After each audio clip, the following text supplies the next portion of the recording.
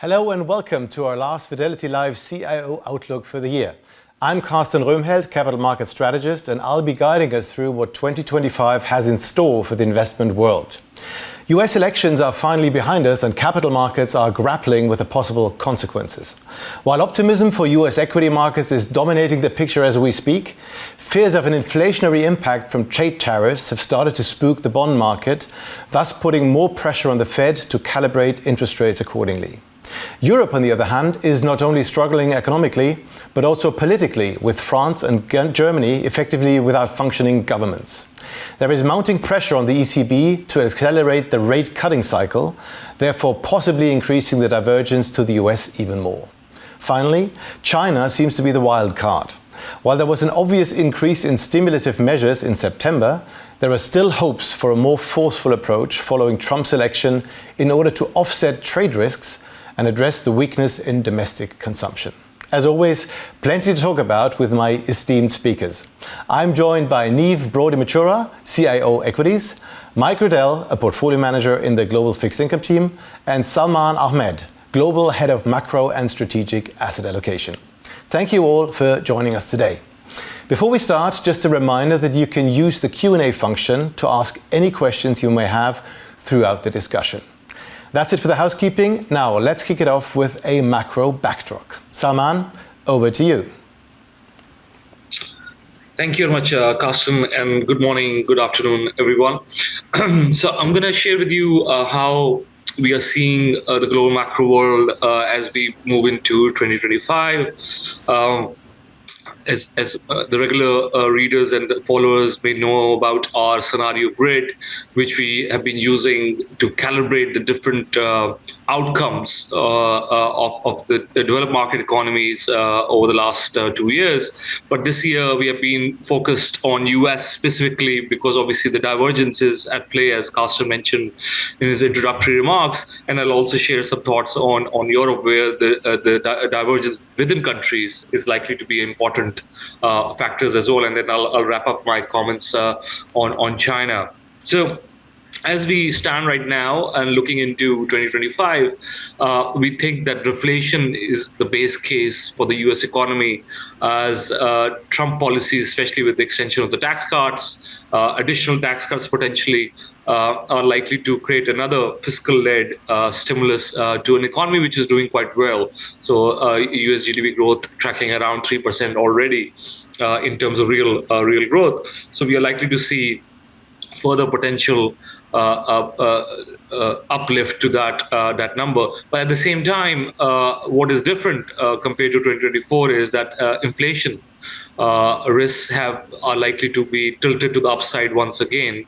As we have seen 18 months of disinflation, we think that disinflation may be coming to an end as real growth picks up in the US, but also with the arrival of potential trade wars and tariffs being the centerpiece of that policy, and more details are likely to come through as we move to beyond Jan 2025.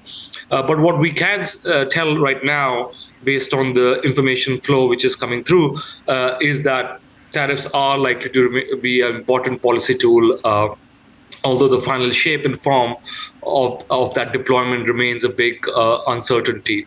So compared to last year, the balance of risk to our baseline, which is reflation, is now more tilted towards stagflation. If, for example, the trade wars and tariffs are much more aggressive than we are assuming, and if there is a more significant immigration shock centered around the border policies, which potential Trump administration may deploy.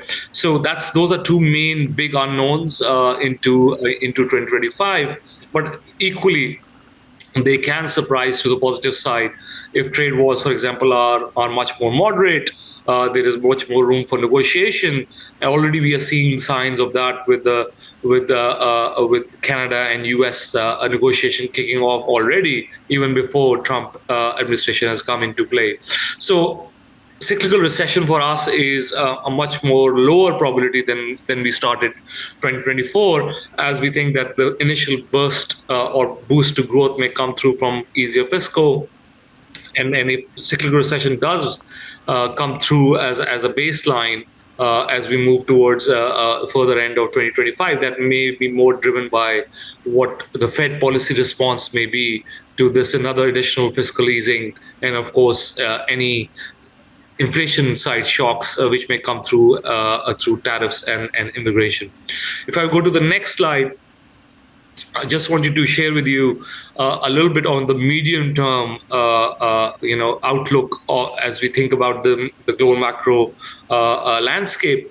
One has to consider that fiscal deficits right now are very wide versus where the state of the economy is, and that is actually quite an abnormal kind of a situation, as you can see in this chart since the 1950s. So the big de-link happening between how wide the fiscals are versus how strong the economy is. So outside of recessions, these kind of fiscal deficits have been quite rare, and that's something the asset markets, especially the bond markets, will have to think about more from a medium-term perspective. And you can see the fiscal debt held by public as a percent of GDP continues to rise in the US. So unlike 2008, 2009, where the private sector leveraging was the main state variable, this time around, obviously, public sector leveraging is shaping to be an important medium-term variable. If I go to the next slide, just a few thoughts on Europe. Europe obviously is seeing a downward shift in its growth expectations as US growth expectations go up, mainly because of the factors I shared already. Where reflation is starting to become the more base case more widely, as well as a consensus is starting to get shaped. But Europe, this story is quite different. It's more of a growth transfer story, whereby Europe and China specifically, being the biggest trading partners to the US, are seen as leaking growth in this America First kind of economic policy paradigm. But not all countries in Europe are equally exposed to tariffs.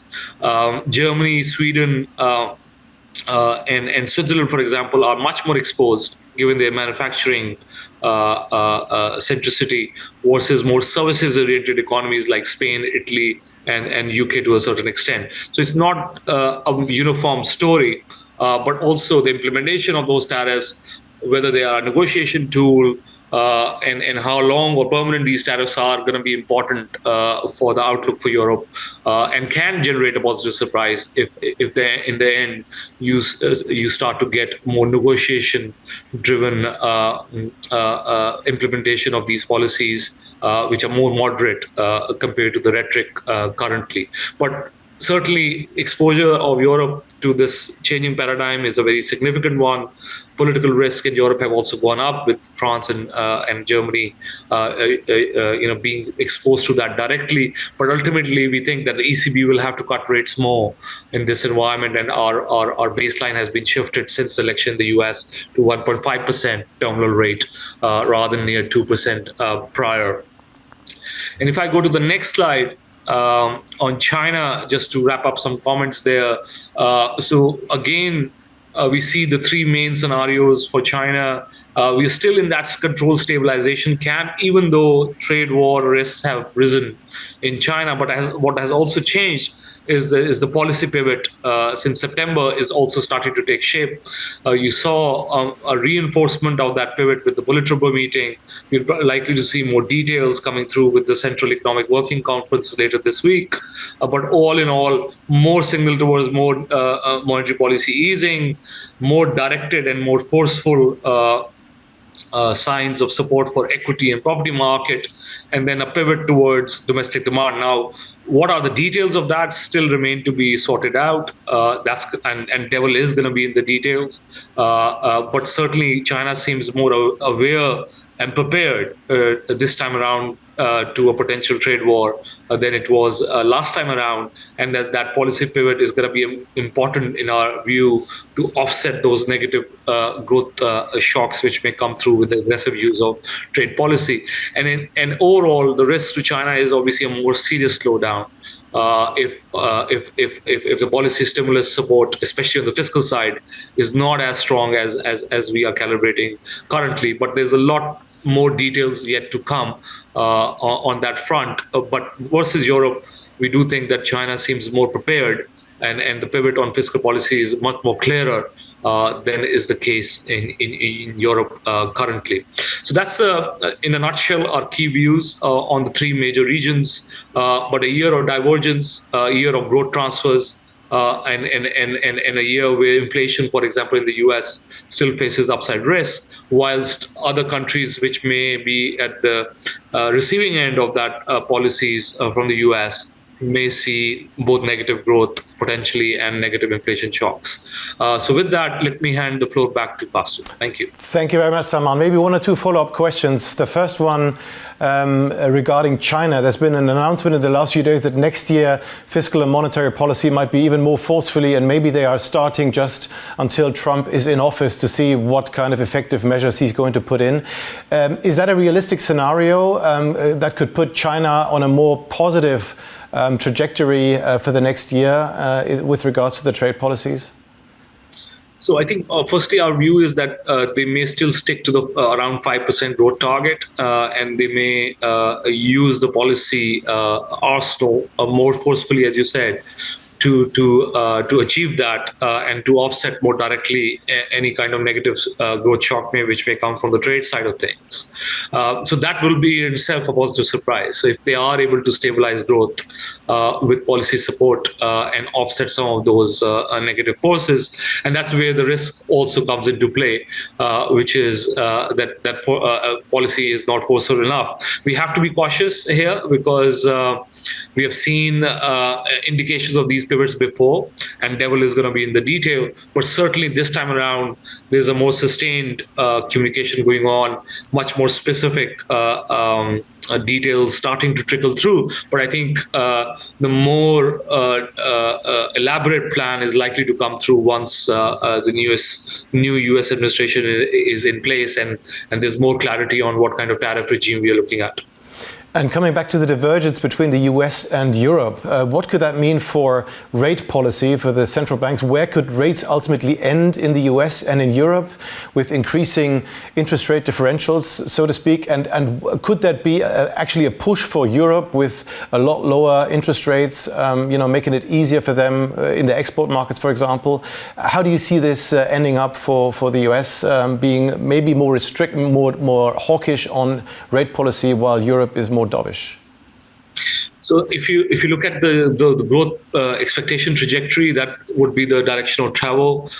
We think that the Fed may have a terminal rate of around 4% this time around, given the reflation base case we have got, and then ECB, as I mentioned, may have to cut rates to around 1.5%. So that's a significant rate differential, which a lot of that is already starting to get priced in, which there may be some more way to go. But the currency is the key offset valve here against any kind of a trade war or tariff war. So trade wars can very quickly turn into currency wars. And then with the absence of fiscal policy in Europe currently, we think monetary policy and the combination of weaker currency is the main offset against even more negative growth outcomes. But again, whether we go into a recession, for example, in Germany and France, and that creates a consensus towards more aggressive use of fiscal policy remains to be seen. I think that at least in the policy circles, it's very clear that fiscal policy will be needed in Europe, or whether the political realities will come and match that remains to be seen. But a recession potentially can trigger that kind of a outcome to come into play. But right now, as we stand, we are seeing these two central banks facing very different realities because of the political changes and, of course, again, fiscal divergences. Now let's try to translate that picture into asset classes. And Niamh, if I may come to you, we've seen two 20% plus performances in the US in the last 2 years, which is quite unusual. How likely is it, with that economic picture in mind, that we can repeat that in 2025? Thanks, Carsten. I sense within your question some hesitation on the outlook for equity markets, and that's fully understandable. When we've had 2 years, as we have had in 23-24, you can ask, how can this possibly continue? But I would add to that question a second one, the question, why should this stop? And the reason I would add that question is the two errors that we see equity investors make frequently are, one, selling their winners, and two, in an effort to time the market, getting out too soon. So I think we do need to address these questions simultaneously. And I would remind on the resources that we use to address this question, which is a research platform that is looking at stocks, sectors, regions, geography across the globe. And with that, we have a really informed, mosaic-driven understanding of what drives markets. So what will drive global markets will be the US market, which is the one that you asked about. I would remark on three different things. The first is, what is the absolute number one question for the direction of the US equity market? The second is the market structure, and the third is valuation, and within that, risk. What drives the equity market is earnings growth. We have had double-digit growth in earnings, cash flow, dividend through 2024, and that is set to continue into 2025 and even accelerate. So the most recent earnings revisions that we've seen in the US have been clearly positive, and they have been broadening out across a number of different sectors, which from our perspective is really positive in terms of the health of the market and the resilience of that earnings growth expectation. Indeed, the changes in government and administration can actually be positive. It's not certain, but they can be positive again for that earnings revision expectation. So with that dynamic being very well underpinned and looking good for 2025, that gives us grounds for optimism. I would also remark on the changes in market structure that we've seen very specifically in the US. Within this, there's the change in the sectoral composition of the market and the change in the quality of the market as a result. So higher margins, higher returns, stronger balance sheets, less economic resilience, particularly in that large cap and mega cap basket. So that brings me to the third point, that has to be borne in mind when we think about valuations. So yes, if you take the overall US market against its own history and against other regions of the world, it does look more expensive, it does look stretched, but there is an underlying reason for that. It's not just the strength of the US economy, it's also the increased quality and operating leverage of the US market within it. Having said that, we are very selective within the market. We have seen in particular parts of the market valuations that are now starting to look more stretched. So we would be selective. We would go for parts of the market where there is still the potential for that kind of positive earnings revision that comes as a surprise to the market, and where there is more valuation opportunity. And I would also mention the risks. So Salman has touched on some of the risks. If we do see concerns on economic growth, that will clearly be a detractor. And just as you have a benefit from operating leverage when revenue is strong, and when revenue expectations are going up, that can also work the other way. So there is some risk there to disappointment. So overall, we would stay invested. We would be very selective in what we would own, and we would be flexible in terms of keeping an eye for any signs that we are really getting into frothy levels across the board, which is not what we see at the moment. And how about the mega cap, large caps that have obviously dominated the picture in the last few years due to very superior earnings growth expectations that are receding a little bit, and it's broadening out, as you said, in the markets overall? How important are the Mag 7s, so to speak, for the market next year? And would you say that trade is almost over now, and you would be like looking in other parts of the market for other opportunities? Carsten, you're exactly right. In 23-24, the Mag 7 carried most of the earnings growth for particularly the S&P 500. It was really the engine of that growth performance, and indeed even recently, in the most recent 3 months, they have been one of the top performer in terms of earnings revision, specifically in the US. Having said that, when we look at the Mag 7 specifically and look at how they have performed, really the vast majority of that shareholder return has been driven by re-rating. If you look at US tech now, it's trading at 29 times forward earnings. Historically, that was more in the high teens. So again, in that part of the market, you already had that strong quality, but you were getting it at a better price. And now you really have to pay up.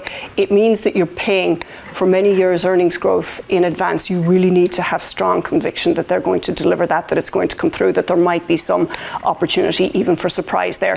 From our perspective, we would rather play in places where we do see more conviction, where we see change happening right now that can see those earnings estimates come up.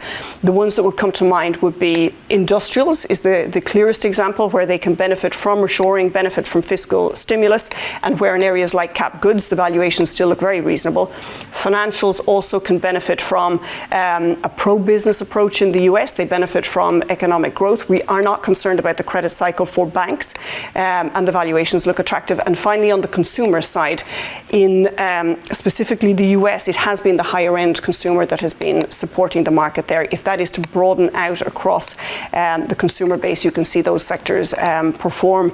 And again, this is an area where, because the market is not already baking this in, there is potential for more positive surprise. So putting all of that together, yes, we stay constructive. We think the market can broaden out. We think the leadership can change. So we would be very selective.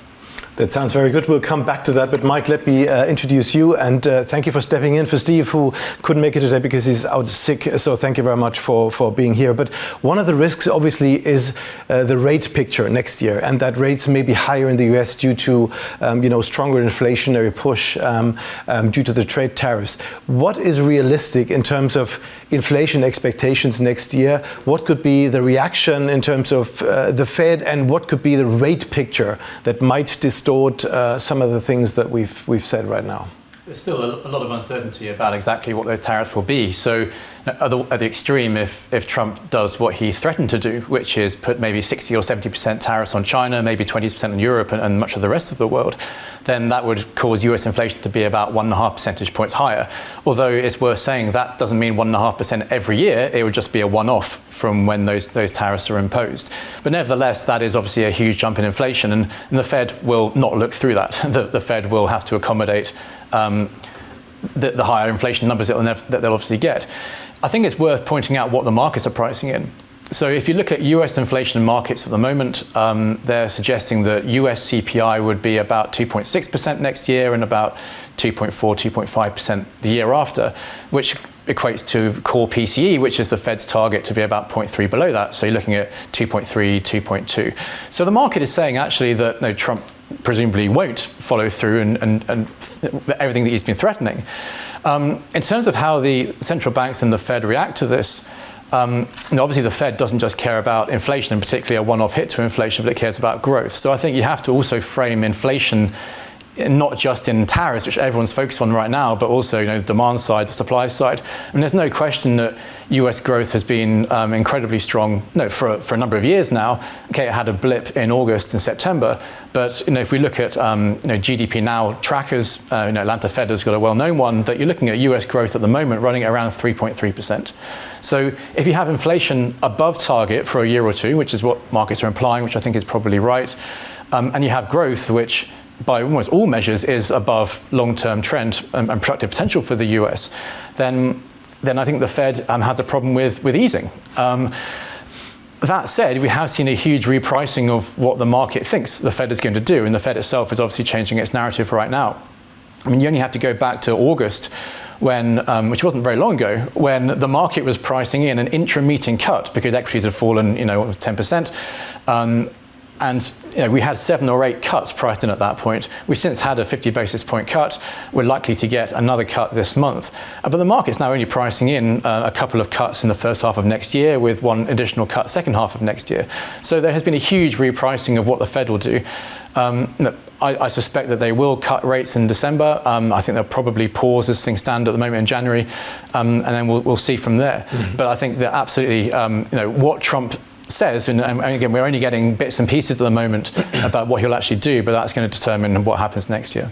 And what could that mean for Treasury yields, 10-year yields that have moved quite substantially also throughout the year and have been a bit higher since the Trump election? So what's your expectation of Treasury yields into next year? Yeah, it's a really important question, because I think a lot of fixed income investors and clients of fixed income focus too much on what the Fed will be doing in the next 1 or 2 meetings. And you have to remember that a 10-year Treasury yield essentially is what is the average Fed funds rate for the next 10 years. Okay, you can add term premium, risk premium, but that's loosely what a 10-year bond yield actually is. So I think you have to try to not get dragged into what's the Fed going to do in the next two meetings, but think actually more widely about what is the potential growth rate for the US and where will inflation settle down. And I think my view is very much aligned with what Steve's been saying for a while now, which is that the US, while it's obviously growing strongly at the moment and has been for a few years, I think a lot of that is due to fiscal stimulus, which Salman was talking about earlier. So I don't believe that we've had some productivity growth miracle in the US where the US is now going to grow at 3% forever. I don't think it can maintain the rates we've seen right now. We thought that it would be slowing sooner, and then it turned out a couple of months ago that actually the US has got more excess savings than we thought. We thought they drained them all, but actually there is still 5% of GDP of excess savings which people could spend. But it doesn't mean that won't be a problem. I mean, at some point we're going to run out of money that consumers can really spend. And I don't believe that the US can grow at a 3% rate. So if we assume that the US falls to maybe a 2% growth rate, which is I think more likely, then that means that bond yields are actually looking reasonable value. And we have had a little bit of a rally post-Trump where we didn't get a lot of the more aggressive things announced straight away. But I think that if US growth just weakens to trend, then I think actually bonds have got room to rally. Yeah, and that's just that trend. I mean, the Federal Reserve has a dot plot, as everyone's aware. They have an assumption of where they think rates will be in 3 years' time. At the moment, and they can change these views, but at the moment, the Fed believes that equilibrium rate is below 3. And the market's pricing in the Federal Reserve never really cutting rates below 4 again. So I think that if we do start to see any disappointment in US growth, then that could open the way for a material rally in bonds. Salman, one question regarding the treasuries, because deficits are obviously a big input factor to them, and they've been quite excessive over the last 4 years in the US, effectively on average being 9% or so, and now between 6 and 7. Trump's measures seem to be deficitary in a way that the deficit is increasing. On the other hand, he's probably going to do something with Elon Musk in the Department of Governmental Efficiency about expenses. Do you think there is room for significant savings within US governments in the way that Musk has kind of predicted it? He spoke about, I think, $2 trillion or so, which would be an extraordinary number. But is that an opportunity to reduce actually deficit spending instead of possibly extending it? Sure. So, Carsten, so on that front, I think we did the accounting of it right after the elections. And basically the outcome of that exercise is that it's near impossible to cut that kind of spending off the U.S. Fiscal expenditures. So just to give you a sense of the numbers, around 80% of the U.S. spending is on Medicare, Social Security, and defense and interest costs. So interest costs are legally binding. Defense is very difficult to see how that gets cut in the current environment, and the social benefits and Medicare are you need the Congress in some cases 60 votes to touch them. So the Congress becomes quite important, and not only that you need absolute majority, you actually need 60 votes in there. So that leaves discretionary government spending of around $2 trillion. So unless until they want to shut down the entire U.S. federal government, that's again very unlikely as an outcome. I think what we do see happening is that overpayments, which have been happening every year. So there are estimates around that, around $250 billion, for example, mostly in the medical side of things, which can be optimized or made more efficient. Then you can have the agencies which can be restructured. So that's where we do think a lot of movement will happen. So that means that you have less dollar impact, but more about how the agencies work and their connectivity with the states. So, for example, education, the incoming Trump administration wants to move education back to the states. And shutting down the the federal agency which covers that. So we think that you are likely to see much more changes on the agency setup rather than a big bang dollar dominated number, because in vast majority of the cases it's either political suicide or impossible without the Congress on board. And then please remember, these Congress members have to get re-elected as well. So there is check and balance in the system, at least when the dollar numbers are involved. But as I said, you can see a very different agency makeup, and that's not only education. You're talking about, FBI. You're talking about, the climate change data, the NOAA. So a lot of those agencies may be reconfigured under a potential Trump administration. So budgetary issues not only are a problem in the US, but also in Europe, with France and Germany discussing all these things. But let's come to European equity markets, and let's look how they diverge. We talked about divergence a lot, how the divergence could play out in equity markets. So what about earnings growth expectations for the other regions outside the US? How about valuation differentials? I think we're seeing one of the highest discounts from European equities to US equities as we speak. How do you see that playing out, Niamh? And could that actually be a positive for European equity markets next year? Thanks, Carsten. I think we are at quite an interesting juncture when considering performance year to date. You're looking at a 40% gap between major developed markets, specifically the US, if you take the NASDAQ and France. Quite a dramatic development, and it reinforces the earlier point that it's all about earnings growth. So if you consider the expectations that we have on a 12-month forward basis, while the US, as I mentioned before, is clearly in double digits, EM is also in double digits, but when you look at Europe, it's there in the single digits, and critically, the earnings revisions have been negative, and quite notably negative over the last 3 months. And looking into the detail under the hood there, it has been across a number of sectors. It's been consumer staples, consumer discretionary, the main commodity sectors, energy and materials, but also tech, which is very surprising. And ASML is clearly a contributor there.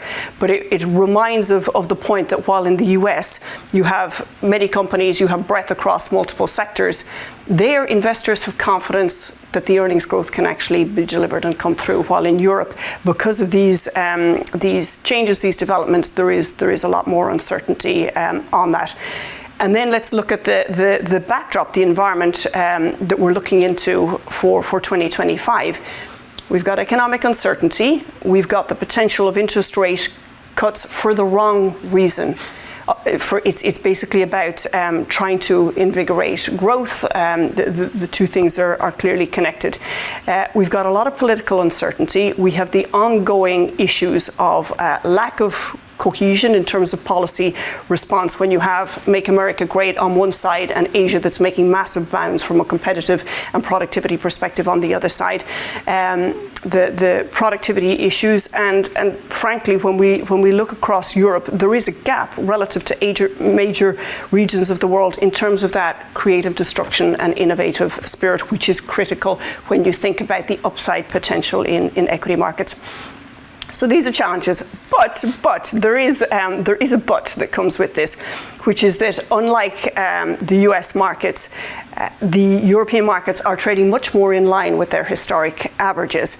And when you look at some of the companies in Europe, even though the backdrop isn't always fantastic, the environment isn't necessarily the most wonderful, fertile ground for businesses to develop and flourish, you have amazing global leader companies that are based in Europe.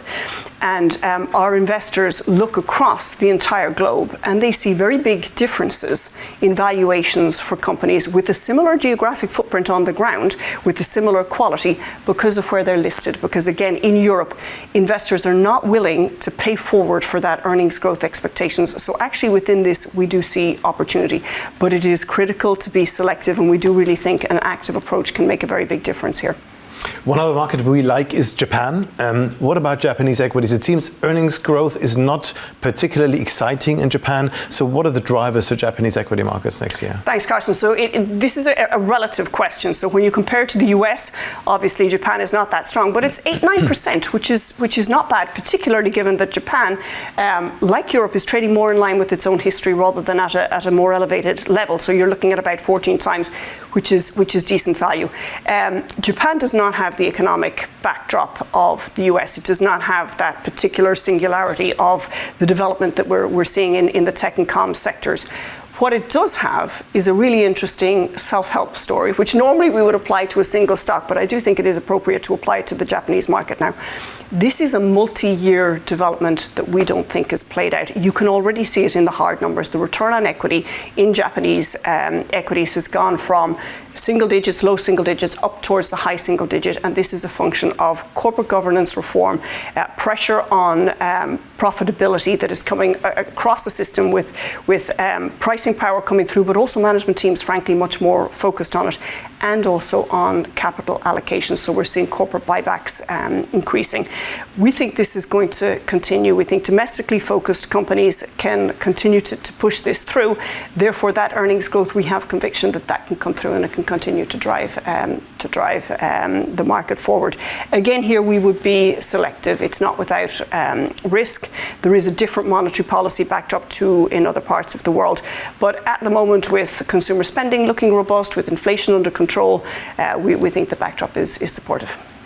One important factor for global markets overall is the US dollar development. And considering, Mike, and I'm coming to you now, considering all input factors that we're talking about now, like the different growth drivers, the divergence, the interest rate policies and so on, what's your expectation of the US dollar? I mean, everything is set up for a stronger dollar to go forward. So what to you is the most important factor for driving the US dollar, and how do you see it going next year? So most of the time, what drives currencies is actually rate differentials, and perhaps surprisingly, more often nominal rate differentials than real rate differentials. And that has absolutely been the case since around mid-January of this year. So if you look at 2-year rate differentials between, say, US 2-year Treasury yields and, say, 2-year German government bond yields, then that pretty much perfectly mirrors the behavior of the dollar. So really what's been driving the dollar this year is about Fed rate expectations relative to other markets. And my assumption is that's most likely to continue. So it really comes down to where the market heads or what happens in the US economy and indeed in other economies as we hear more about what Trump's policies are and as we get into the more mature part of the economic cycle. It's not always the case though. And the Trump administration, the first time round, had a weak dollar as one of their main economic policies. So you had Steve Mnuchin back in 2017, who was at every opportunity talking about the weak dollar. And that was one of the rare times when you did see a disconnect between rate differentials and the dollar. So actually US rates were going up relative to other markets at that time, and the dollar was weak. So it's possible that we do see more focus from the Trump 2.0 on a weak dollar, but actually so far it's been very much in the background. It seems to me that the US, it was obviously facing a competitive problem and it wanted a weaker dollar to save that competitive problem the first time round. This time round, I think to try and gain competition versus other countries, it's really focusing on tariffs. So I think the attention is all on tariffs and much less so on the dollar. So my assumption therefore is that for next year it is going to continue to be rate differences which drive the currency. Can Trump, by occasionally saying we like a weak dollar, can he really move the market? I think not without any concrete proposals. Let's dive a bit deeper into your expertise now into the bond markets. Corporate spreads have been very tight, high yield spreads have been very tight. So what asset classes do you prefer into next year in the global bond spectrum? Can you talk a little bit about how you see corporate spreads developing in the US, in Europe, maybe also in Asia, high yield spreads, and even maybe a bit emerging market debt, if you could elaborate on that? Yeah, I mean, credit spreads are very tight. They're exceptionally tight. And actually, if you look at the US, they're pretty much the tightest they've ever been, at least since 2007. And I've heard, as you'd expect, a lot of people justifying these valuations. And I think that there's something to be said for a lot of these things. Corporate earnings, exactly as Niamh just mentioned, are very strong, particularly in the US. It therefore makes sense that credit spreads are tight and tighter in the US than in other markets. But what makes me nervous about corporate credit markets is that credit it's an asset class with a lot of asymmetry. So what normally happens is credit spreads are normally quite tight because there's not a huge shock going on, there's not a recession, normally things are ticking along quite well. And every now and again you have a big volatility spike or a recession or a crisis. So you do normally see credit spreads tight, but they're particularly tight right now. But what that means is looking purely at valuations, as you said, they are expensive historically. The asymmetry is not in your favor. If things go very well, if let's say the US economy continues to grow at a 3% rate next year, can credit spreads tighten? Well, maybe a few basis points, but given that we're already at the tights, then there's not much you can really get in terms of upside. And the carry that you now get by being long corporates versus sovereigns is not really there because credit spreads are so tight. But if anything happens to change the narrative and in a negative way, if you get a recession or a crisis or anything, then geopolitics obviously as well, we can talk about later, then that could cause credit spreads to widen. So to me, the asymmetry as an investor is not in your favor, limited upside, but potentially anything can cause a lot of downside. I think one other point just to make about credit spreads, and something that the credit team have pointed out, which again I think is fair, is that if you look at a high yield index, then the quality today is much better than what you saw in the last few years. So a lot of the very distressed companies are now tapping into private markets, not into public markets. You could say in investment grade, maybe it's the other way, that maybe there are more triple Bs than there used to be. But you're not really comparing like with like by just looking at a kind of 20-year time series of credit spreads. Similarly, cash prices actually now are much lower, so you need to adjust for these things. So maybe credit isn't quite as expensive as it would look just on a time series, but there's no question it's expensive, and for that reason, we do believe, I think it's a widely held view across Fidelity, that government bonds probably offer a slightly better relative value than credit, because in government bonds, with yields very high, absolutely there is upside if we get weaker growth and if inflation continues moving towards target. We're getting towards the end, so I want to ask every one of you, because there seems to be a very big consensus these days about the US on a relative basis pretty strong, Japanese equity markets pretty strong, Europe relatively weak altogether, and the dollar being strong. So the consensus seems to be quite strong. Salman, let me start with you. Let's discuss some out of consensus scenarios. What could surprise investors next year? What should investors have in mind with regards to tail ends, with regards to scenarios that have a lower probability but are still worth thinking about? Salman, maybe you can start with that. Sure. I think it could be actually complete reverse of what we have been talking about as our base case, which is like if tariff policies are less aggressive, then Europe and China actually may outperform expectations, right? So that remains to be seen, and I think as Mike also mentioned, a lot will depend on how the tariff policy is calibrated and implemented. So of course we are going to be watching that space very, very carefully, and I would rank China ahead of Europe there because as I mentioned, I think the pivot in China towards usage of fiscal is much more advanced than it is in Europe. So that could be an important surprise if that turns out to be the case. And then the other side, if you're talking about tail risk, I think we didn't speak about geopolitics much, but there you can paint both a positive story where you have more stability coming back both in the Middle East and the Russia-Ukraine conflict, but at the same time there are obviously risks of that sliding more negatively quite sharply. We already seen obviously the situation in Syria in recent days, which means that things can change quite very, very quickly and at lightning speed. And then the markets have struggled since 2022 to price the ongoing geopolitical events either positively or negatively, if you will. So that's the known unknowns we are looking for. And going to be keeping a close eye on both if it creates further upside for non-US asset classes, plus a more negative stagflationary environment. If you have energy shock, if you have more aggressive immigration shock, and more aggressive tariffs, so all to play for next year in 25. Very hard to assess geopolitical risks. Mike, what's your out of consensus, so to speak, thinking for next year? What could be happening? I think your question is highly relevant. I mean, our view and I think everyone's view to a large extent, is that US growth clearly is stronger than elsewhere. And I think everyone's portfolio is steered that way to some extent, whether it's to favor the dollar, whether it's to favor US equities versus other equities.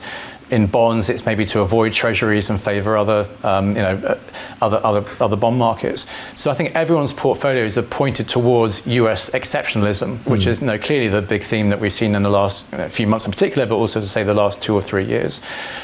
And the consensus can be right. And I don't see much to really derail the US economy in the next few months. But I think what becomes very dangerous is when you get such crowded positions, and some of the indicators we see are record shorts in treasuries. Maybe it's come off a little bit in the last few weeks, but that's alarm bells for me. If we see anything to dent this narrative, then you can get really violent market moves. And we saw this a little bit at the end of July, when we had that very weak payroll number, which caused havoc around the world. So I think that the danger is that we just see some consistently weak US data. And it might be, what we've been talking about, it might be that we don't get much in the way of fiscal stimulus announcement. It's actually the last few days, it looks like that's going to be a story maybe for the middle of next year. But we do have maybe deportations, and we do have slashing of the government sector, which might mean the US growth actually starts weakening a bit in Q1 or maybe early Q2. And if we start to see this come out in the data, you could see some huge moves in markets because of the crowded positioning. So I think for me, the number one risk is just the positioning is so crowded that anything can knock this off, and it will cause some huge moves. I mean, there are many other things. Geopolitics, exactly as mentioned, is very hard to value. What risk premium do you attach to corporate bonds for what might happen in the Middle East? I don't know. But it's clear right now there is nothing priced in for risk premium for credit markets because credit spreads are just so tight. A few maybe left field things. I mean, we talked about China again. I think the stimulus measures that have been announced, we haven't really seen that much action. A lot of headlines we've seen just in the last day or two about, the first time they've been stimulative since 2011. And so I don't really get that because they've been cutting rates and cutting triple R's for ages.